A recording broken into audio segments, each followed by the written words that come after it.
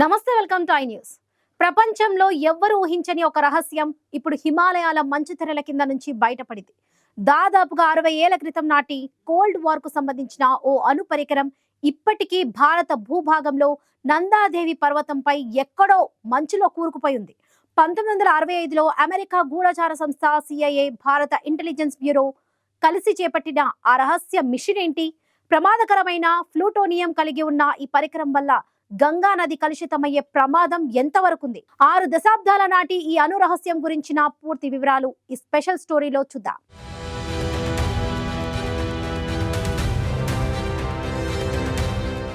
హిమాలయాల మంచు పర్వత శిఖరాలు, భయంకరమైన గాలులు, మారుతున్న హిమాని నదులు, ఇక్కడే కోల్డ్ వార్ చరిత్రకు సంబంధించిన ఓ భాగం ఇప్పటికీ నిద్రాణమై ఉంది. 1965లో చైనాతో పెరుగుతున్న ఉద్రిక్తతల నేపథ్యంలో CIA, భారత ఇంటెలిజెన్స్ బ్యూరో సంయుక్తంగా ఒక రహస్య మిషన్ ను చేపట్టాయి. చైనా క్షిపణి అణు పరీక్షలపై గూఢచర్యం చేయడానికి నందాదేవి శిఖరంపై ఒక ప్లూటోనియం ఇంధనంతో నడిచే జనరేటర్ ను ఉంచారు. అయితే ఒక భయంకరమైన మంచు తుఫాను సమయంలో ఆ పరికరాన్ని అక్కడే వదిలివేయాల్సి వచ్చింది. అప్పటి నుంచి 6 దశాబ్దాలుగా కోల్పోయిన ఈ అణు పరికరం ఒక పరిష్కారం కాని రహస్యంగానే మిగిలిపోయింది. అధికారులు ఈ మిషన్ వివరాలను గోప్యంగా ఉంచినప్పటికీ ఇటీవల బీజేపీ ఎంపీ నిషికాంత్ దుబే ఈ అంశాన్ని లేవనెత్తారు. నెహ్రూ, ఇందిరాగాంధీ హయాంలో జరిగిన ఈ మిషన్ పై పూర్తి నిజం తెలుసుకునే హక్కు భారత్ కు ఉందని ఆయన అన్నారు. ముఖ్యంగా అణు పరికరం నుంచి లీక్ అయ్యే ప్లూటోనియం వల్ల గంగా నది కాలుష్యం పెరిగే ప్రమాదంపై ఆయన ఆందోళన వ్యక్తం చేశారు. హిమాలయాలు తమ రహస్యాలను మర్చిపోవు. మంచు కింద కిలోమీటర్ల కొద్ది శిలల మధ్య 1965 నాటి